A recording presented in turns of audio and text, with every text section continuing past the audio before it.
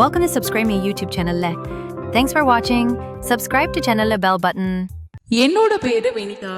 நான் வீட்டுக்கு ஒரே பொண்ணு. அப்பா இல்ல, அம்மா மட்டும்தான் இருக்காங்க.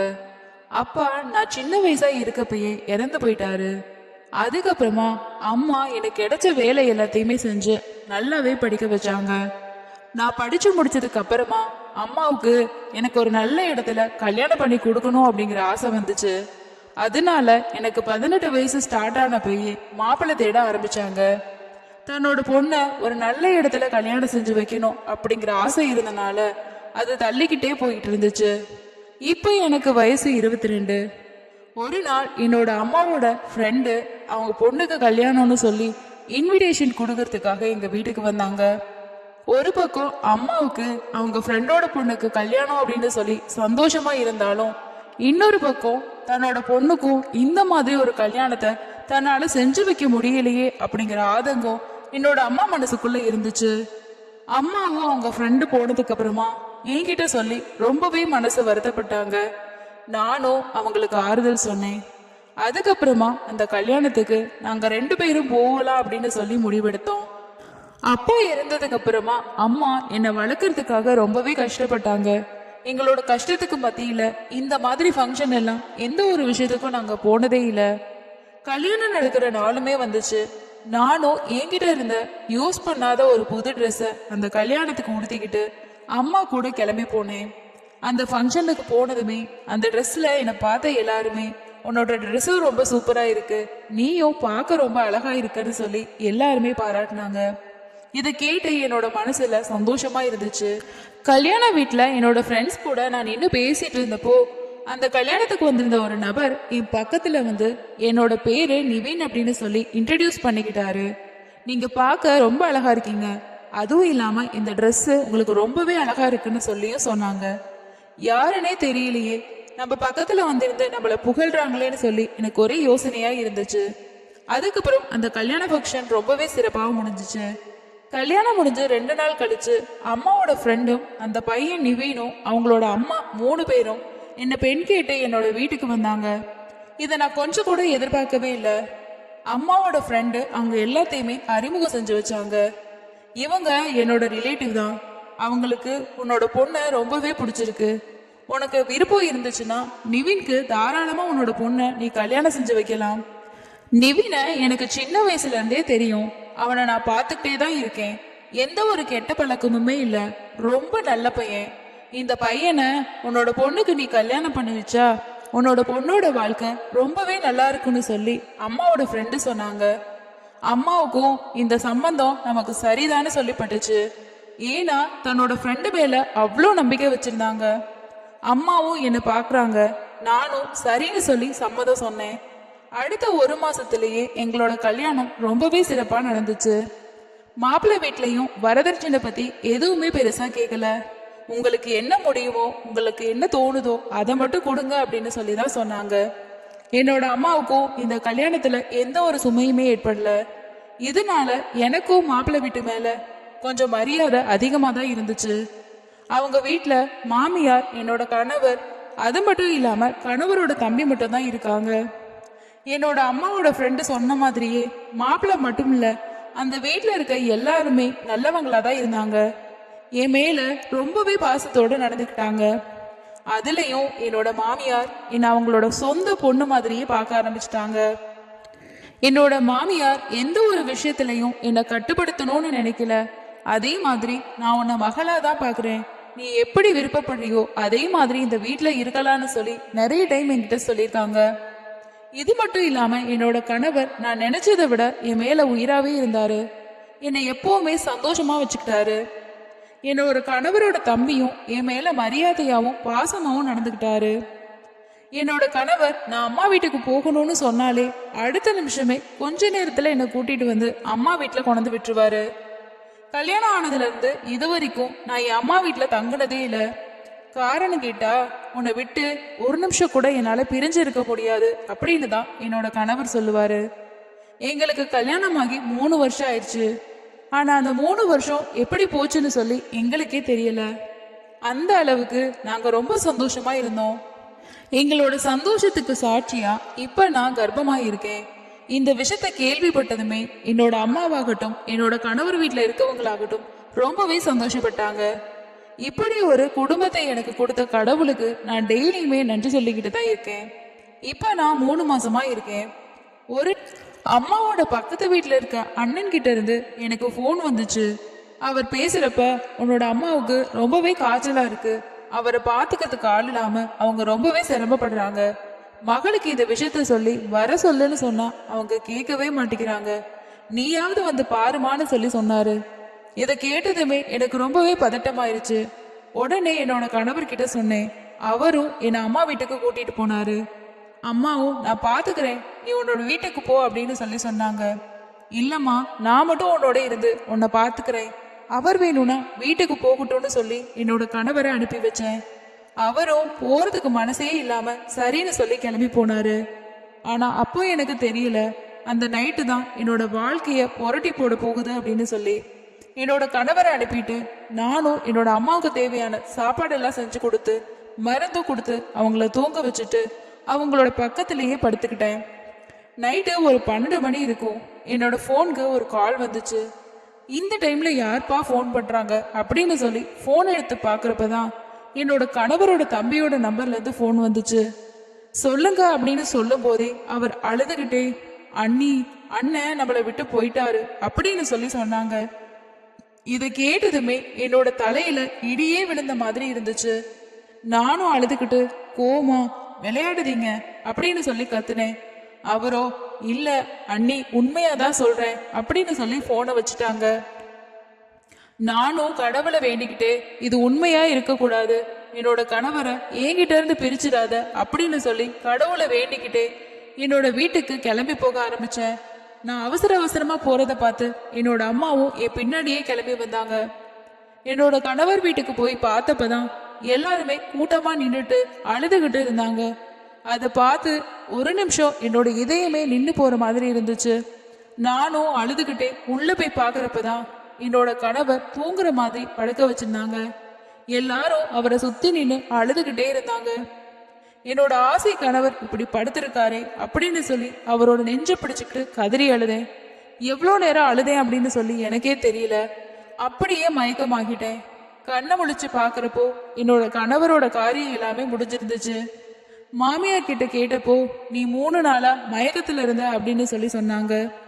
1 வாரமா சாப்பிடாம அப்படியே அவர் இருந்த அதே ரூமை பார்த்துக்கிட்டே இருந்தேன். என்னோட நிலைமையை தெரிஞ்சு எல்லாருமே எனக்கு ஆறுதல் சொன்னாங்க. கடவுள் மேல எனக்கு ரொம்பவே கோபம் வந்துச்சு. என்னோட கணவரோட உயிரை மட்டும் இல்லாம என்னோட வயிற்றுல இருந்த 3 மாச சிசுவையும் கடவுள் எடுத்துக்கிட்டாரு. நான் இந்த விஷயத்துல இருந்து மீண்டு வர்றதுக்கு 1 மாசத்துக்கு மேலாச்சு. அதுக்கப்புறமா தான் என்னோட கணவருக்கு அன்னைக்கு நைட்டு என்ன ஆச்சு, எதனால அவர் இறந்து போயிட்டாரு அப்படிங்கிற விஷயத்த என்னோட மாமியார் கிட்ட கேட்டேன். அவங்களும் அன்னைக்கு நைட்டு நிவினோட ரூம்ல இருந்து சத்தம் வந்தது கேட்டு சுரேஷும் அங்க போய் பார்த்தப்பதான் நிவின் நெஞ்சில கை வச்சபடிய அப்படியே கீழே விழுந்துட்டான். என்ன அம்மா அம்மான்னு சுரேஷ் கூப்பிட்டதை கேட்டு நானும் போய் பார்த்துட்டு அவசர அவசரமா 2 பேரும் அவனை ஹாஸ்பிட்டலுக்கு கூட்டிட்டு போனோம். அங்க கூட்டிட்டு போனதுக்கு அப்புறமா தான் டாக்டர் செக் பண்ணிட்டு வர்ற வழியிலேயே இறந்துட்டதா சொன்னாங்க. அவரோட இறப்புல இருந்து மீண்டு வர்றதுக்கு எனக்கு 3 மாசத்துக்கு மேல ஆச்சு. ஆனாலும் என்னால முழுமையா அந்த விஷயத்துல இருந்து வெளியே வர முடியல. எங்க பார்த்தாலுமே அவரோட நினைவாதான் இருந்துச்சு. ஒரு கட்டத்துல பொறுத்துக்கவே முடியாம என்னோட மாமியார் கிட்ட, நான் என் அம்மா வீட்டுக்கே போயிடுறேன் அப்படின்னு சொல்லி சொன்னேன். ஆனா அவங்க, நீ போக கூடாது, நிவினோட நினைவா இருக்கிறது நீ மட்டும்தான், நீயும் போயிட்டா நாங்க அனாதையாயிருவோம், தயவு செஞ்சு நீ எங்களுடைய இருன்னு சொல்லிட்டாங்க. அதுக்கப்புறமா என்னோட அம்மாவோட ஹெல்த் கண்டிஷன் ரொம்ப மோசமா இருக்கு, நான் கொஞ்ச நாள் அவங்க கூட இருந்துட்டு வரேன்னு சொல்லி அங்கிருந்து கிளம்பி என்னோட அம்மா வீட்டுக்கு வந்துட்டேன். இங்க வந்து கொஞ்சம் மாசங்கள் ஆயிருச்சு. என்னோட மாமியாரும் அடிக்கடி ஃபோன் பண்ணி பேசுவாங்க. என்னோட வீட்டுக்கு வந்துருமா அப்படின்னு சொல்லியும் சொல்லுவாங்க. ஆனா கணவர் இருந்து 1 வருஷம் ஆகுது. நான் அம்மா வீட்லயே தான் இருக்கேன். இந்த 1 வருஷத்துல மாமியாரோட வீட்டுக்கு போகணும் அப்படின்ற எண்ணம் எனக்கு வரவே இல்லை. இப்படியே போறப்பதான் ஒரு நாள் என்னோட மாமியார் எங்க வீட்டுக்கு வந்தாங்க. என்னோட அம்மாவுக்கிட்ட தனியா பேசணும்னு சொல்லி அவங்கள நல்லா விசாரிச்சுட்டு பேசிட்டு வீட்டுல இருந்து கிளம்பி போனாங்க. மாமியார் கிளம்பி போய் கொஞ்ச நேரத்திலேயே என்னோட அம்மா உன்கிட்ட ஒரு முக்கியமான விஷயம் பேசணும் அப்படின்னு சொல்லி சொன்னாங்க. உன்னோட கணவரோட தம்பிக்கு உன்னை கல்யாணம் பண்ணி வைக்கலான்னு சொல்லி உன்னோட மாமியார் ஆசைப்படுறாங்க. எனக்கும் அது சரியா தான் படுது. நீ என்ன சொல்ற அப்படின்னு சொல்லி கேட்டாங்க. இது கேட்டதுமே எனக்கு ரொம்பவே அதிர்ச்சியும் கோபமுமா இருந்துச்சு. உனக்கு என்ன பைத்தியமாமா? புத்தி எதுவும் பேதரிச்சிருச்சா? நான் அந்த வீட்டுக்கு போயிட்டு வாழா வெட்டியா திரும்பி வந்திருக்கேன். அதே வீட்டுக்கு திரும்பவும் என்ன மணமகளா போக சொல்றியா? உனக்கு மனசாட்சியே இல்லையா அப்படின்னு அம்மா கிட்ட கத்த ஆரம்பிச்சேன். என்னோட கோவத்தை பார்த்த அம்மா அமைதியாகிட்டாங்க. ஆனாலுமே அவங்க தொடர்ந்து இந்த விஷயத்த பேசிக்கிட்டே தான் இருந்தாங்க. மாமியாரும் அடிக்கடி என்னோட வீட்டுக்கு வந்து இந்த விஷயத்த பத்தி பேச ஆரம்பிச்சாங்க. அவங்க என்னோட மகனோட விதி முடிஞ்சிருச்சு, ஆனா இனிமே உனக்குன்னு ஒரு வாழ்க்கை இருக்கு. நீ வேறொரு வீட்டுக்கு போனாலும் எப்படி இருப்பியோ எனக்கு தெரியாது. நீ என்னோட பொண்ணு மாதிரி எப்பவுமே நம்ம வீட்டுல வந்து இருக்கணும். நான் உன்னை நல்லபடியா பாத்துக்குவேன். தயவு செஞ்சு இந்த விஷயத்துக்கு சம்மதிச்சிடு அப்படின்னு சொல்லி பேசினாங்க. என்னோட அம்மாவும் நான் உயிரோட இருக்கப்பயே நீ சந்தோஷமா வாழ்றத நான் திரும்பவும் பார்க்க ஆசைப்படுறேன். ஒருவேளை எனக்கு எதுவும் ஆயிடுச்சு அப்படின்னா நாளைக்கு நீ அனாதையா நிக்க கூடாது. அதனால நீ இந்த விஷயத்துக்கு ஒத்துக்கோ அப்படின்னு சொல்லி சொன்னாங்க. என்னோட கணவரோட தம்பிக்கிட்ட நான் பேசுறப்ப அவரும், அண்ணி உங்க மேல எனக்கு மரியாதை அதிகமாவே இருக்கு. அம்மா ஆசைப்படுறாங்க. அவங்களோட ஆசைக்கு நான் தடங்களா இருக்க விரும்பல. ஆனா இதுல உங்களோட சம்மதம் தான் எனக்கு முக்கியம் அப்படின்னு சொல்லி சொன்னாங்க. ஒரு கட்டத்துல நானும் யோசிச்சு சரின்னு சொல்லி சொன்னேன். இதுக்கப்புறமா எல்லாருமே ரொம்பவே சந்தோஷப்பட்டாங்க. நான் சரின்னு சொல்லி ஒரு வாரத்திலேயே ஒரு நல்ல நாளா பார்த்து எங்கள் 2 பேத்துக்கும் கல்யாணம் பண்ணி வச்சாங்க. அதே வீட்டுக்கு நான் திரும்பவும் மருமகளா போனேன். முன்னாடி நிவின் என்னோட கணவரா இருந்தாரு. இப்போ அவரோட தம்பி சுரேஷ். இந்த கல்யாணம் சுரேஷோட முழு சம்மதத்தோட நடந்துச்சா அப்படின்ற கேள்வி எனக்குள்ள இருந்துச்சு. நானும் என்னோட மாமியாரோட வற்புறுத்தலால தான் இந்த கல்யாணத்தை பண்ணிக்கிட்டேன் அப்படின்னு நினைச்சேன். முதலிரவு அறையில நான் காத்துக்கிட்டு இருந்தப்பதான் என்னோட பக்கத்துல சுரேஷ் வந்து உட்கார்ந்தாரு. அவர்கிட்ட உங்களோட அண்ணனோட நினைவு என்னை விட்டு இன்னுமுமே முழுசா போகல. எல்லாருமே வற்புறுத்தினதுனாலதான் நான் இந்த கல்யாணத்துக்கே சம்மதிச்சேன். எனக்கு இன்னும் கொஞ்சம் டைம் வேணும். இது எல்லாத்தையும் அப்புறமா பார்த்துக்கலாம் அப்படின்னு சொல்லி சொன்னேன். இது எல்லாத்தையுமே கேட்டுட்டு இருந்த சுரேஷ் அதுக்கப்புறமா என்னோட கையை பிடிச்சாரு. இது எனக்கு ஆச்சரியமா இருந்துச்சு. ஏன்னா அவருக்கு சம்மதம் இல்லாம தான் இந்த கல்யாணம் நடந்துச்சு அப்படின்னு நான் நினைச்சிட்டு இருந்தேன். அதுக்கப்புறம் கொஞ்சம் யோசிச்சுட்டு என்னோட கையை விட்டுட்டு, நீங்க சொன்ன மாதிரி அப்புறமா பார்த்துக்கலாம், நான் கீழே படுத்துக்கிறேன் அப்படின்னு சொல்லிட்டு வேறொரு இடத்துக்கு தூங்க போயிட்டாரு. காலையில என்னோட மாமியார் ரொம்பவே ஆர்மா இருந்தாங்க. என்கிட்ட என்னாச்சு அப்படின்னு சொல்லி விசாரிச்சாங்க. நான் அமைதியா இருந்தேன். என்னோட மாமியார் அதை புரிஞ்சுக்கிட்டாங்க. மாமியாரும் முன்னைய விட இப்ப என்ன நல்லாவே பார்த்துக்கிட்டாங்க. முன்னாடி நான் நிவினோட மனைவியா இந்த வீட்டுல இருந்தப்போ சுரேஷ் என்கிட்ட சகஜமா பேசுவாரு. அன்னன்னைக்கு அவரோட லைஃப்ல நடக்கிற விஷயத்த எல்லாத்தையுமே என்கிட்ட ஷேர் பண்ணிக்குவாரு. ஆனா இப்போ அது தலைகீழா மாறிடுச்சு. என்கிட்ட அவரு அதிகமா பேசுறதே இல்ல. ஏதாவது வேலை சொல்லணும்னா மட்டும்தான் என்கிட்ட பேசுவாரு. எங்களுக்குள்ள கல்யாணம் முடிஞ்சிருந்தாலும் இடைவெளி அதிகமாக்கிட்டே போச்சு. இப்பெல்லாம் என்கிட்ட பேசுறதையே அவர் நிறுத்திட்டாரு. நானும் இத பத்தி மாமியார் கிட்ட சொன்னேன். மாமியாரும் அவனுக்கு இதுல விருப்பம் இல்லதான், நான் தான் கட்டாயப்படுத்தி அவனை கல்யாணம் செஞ்சுக்க வச்சேன். காலம் போக போக அது மாறிடும், நீ ஒன்னும் கவலைப்படாத அப்படின்னு சொல்லி சொன்னாங்க. மாமியார் ஒரு நாள் நைட்டு தூங்குறதுக்கு அவங்களோட ரூம்க்கு போனப்போ என்கிட்ட பாலை கொடுத்து இத சுரேஷ்க்கு குடிக்க கொடு, எல்லாம் சரியாகிரும் அப்படின்னு சொல்லி அனுப்பி வச்சாங்க. நானும் மாமியார் சொன்னது போலவே அவர்கிட்ட கொடுக்க அவரு பால் வாங்கி கீழே ஊத்திட்டாரு. இத பத்தி மாமியார் கிட்ட சொன்னப்போ அவரோ விடாம டெய்லியும் பால் கொடுத்து என்ன அனுப்பி வச்சாங்க. சுரேஷ் பாலை குடிக்காம டெய்லியும் கீழே ஊத்திக்கிட்டே இருந்தாரு. மாமியார் ஒரு நாள் சுரேஷ் கிட்ட, ஏன் நீ பாலை குடிக்காம கீழே ஊத்திக்கிட்டு இருக்க அப்படின்னு சொல்லி கேட்டாங்க. அதுக்கு அவர் என்ன சொன்னாருன்னா, அண்ணா கனவுல வந்து நீ பாலை குடிக்க வேணான்னு சொல்லிட்டு அங்க இருந்து போயிட்டாரு. இதுக்கப்புறமா சுரேஷோட நடவடிக்கைகள் எல்லாமே ரொம்பவே மாற ஆரம்பிச்சிச்சு. நைட்ல தூங்காம எதையோ பார்த்துக்கிட்டே இருப்பாரு. நானும் உங்களுக்கு என்னாச்சு அப்படின்னு சொல்லி விசாரிச்சா அவர் ஒண்ணுமே இல்லைன்னு சொல்லிட்டு ரூம்ல இருந்து வெளியே போயிடுவாரு. எப்போ வருவாரு எப்போ போவாருன்னே தெரியல. இத பத்தி நானும் மாமியார் கிட்ட சொன்னேன். அவங்க அதை பெருசா கண்டுக்கவே இல்லை. ஆனாலும் டெய்லி பால் கொடுக்கறத வழக்கமாவே வச்சிருந்தாங்க. ஒரு நாள் நைட்டு பாலோட போறப்போ சுரேஷ் அங்க இல்ல. அதுக்கப்புறமா அந்த பால்ல என்னதான் இருக்கு அப்படின்னு சொல்லி பாக்குறதுக்காக அதை நான் குடிச்சேன். குடிச்ச கொஞ்ச நேரத்திலேயே நல்லா தூக்கம் போயிடுச்சு. அப்படியே தூங்கிட்டேன். கனவுல என்னோட முதல் கணவர் வந்தாரு. ரொம்பவே பதட்டமா இருந்தாரு. அவர் என்னோட உயிர் மேல ஆசை இருந்தா இந்த வீட்டை விட்டு போயிரு அப்படின்னு சொல்லி கத்துனாரு. நானும் பயந்து போயிட்டு எழும்பி பார்த்தேன். அங்க யாருமே இல்ல. ஆனா அது கனவுல வந்தது போல எனக்கு தோணல. அச்சு அசலா நேர்ல சொல்றது மாதிரியே இருந்துச்சு. நானும் பயந்து போயிட்டு அந்த ரூம்ல இருந்து வெளியே ஓடி வந்தேன். இதை பார்த்த என்னோட மாமியார் பதட்டமாகி என்னன்னு விசாரிக்க ஆரம்பிச்சாங்க. நானும் நிவின் என்னோட கனவுல வந்தாருன்னு சொன்னேன். அப்ப அவங்களோட முகம் மாறுச்சு. அதுக்கப்புறமா என்னை ஆசுவாசப்படுத்தி உட்கார சொல்லி சொன்னாங்க. மெதுவா கேட்டாங்க. நானும் அவர் என்னை இந்த வீட்டை விட்டு போகணும்னு சொல்லி சொன்னாரு. அவங்க உட்கார்ந்து அழ ஆரம்பிச்சாங்க. ரொம்ப நேரமா என்னோட மாமியார் அழுதுகிட்டே இருந்தாங்க. எனக்கு ஆச்சரியமா இருந்துச்சு. இத்தனை நாள் அவங்களோட மகனை நினைச்சு என்னைக்குமே இப்படி அவங்க அழுததில்ல. அவங்க கொஞ்சம் நிதானத்துக்கு வந்ததுக்கு அப்புறமா அவங்க கிட்ட விசாரிச்சேன். முதல்ல அவங்க ஒண்ணுமே இல்லைன்னு சொல்லி சொன்னாங்க. நான் விடாம அவங்க கிட்ட கேட்டேன். அதுக்கப்புறமா அவங்க பேச ஆரம்பிச்சாங்க. முதல்ல உன்னை சுரேஷ்க்கு தான் ரொம்ப பிடிச்சு போச்சு. அவன் என்கிட்ட சொல்றதுக்கு முன்னாடியே எனக்கு உன்னை பிடிச்சு போய் என்னோட முதல் பையனுக்கு உன்னை பேசி முடிச்சுட்டேன்.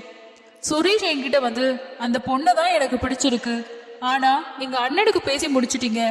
எதுவா இருந்தாலும் முதல்ல அண்ணனுக்கு தான் நீங்க முன்னுரிமை கொடுக்குறீங்க, என்கிட்ட எதையுமே கேட்கறது இல்லைன்னு என்கிட்ட சண்டை போட்டான்.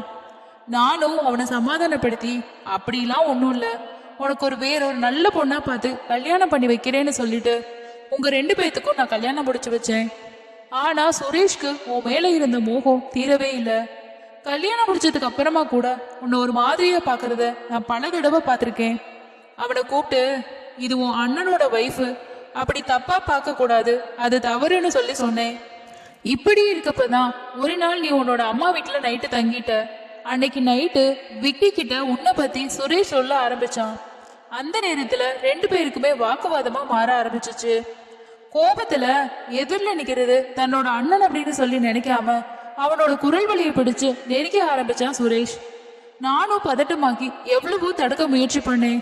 ஆனா நிவின் மயங்கி விழுதுதான். அதுக்கப்புறமா தான் நான் ஹாஸ்பிட்டலுக்கு கூட்டிட்டு போயிட்டு அங்க இறந்து போயிட்டான். அண்ணன் இறந்தது தெரிஞ்சதும் என்னோட காலில் விழுந்து மன்னிப்பு கேட்டான் சுரேஷ். நான் கோபத்துல எதையோ செஞ்சுட்டேன், என்னை மன்னிச்சிருங்க, யார்கிட்டையும் எதுவுமே சொல்லாதீங்க அப்படின்னு கெஞ்சினா. நானும் என்ன செய்ய, வெளியில சொன்னாலும் எப்படியும் இறந்து போன மகன் திரும்ப வரப்போறதில்ல.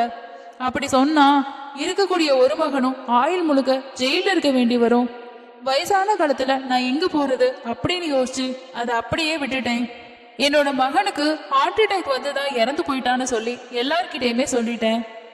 பெரிய மகனுக்கு தான் உன்னோட வாழை கொடுத்து வைக்கல, 2வது மகன் விரும்பின மாதிரியே உன்னை கல்யாணம் பண்ணி வச்சிடலாம் அப்படின்னு சொல்லி அவனுக்கு திருமணமும் செஞ்சு வச்சேன். அவனும் சந்தோஷம் ஆனதான், திருமணமும் செஞ்சுக்கிட்டான்.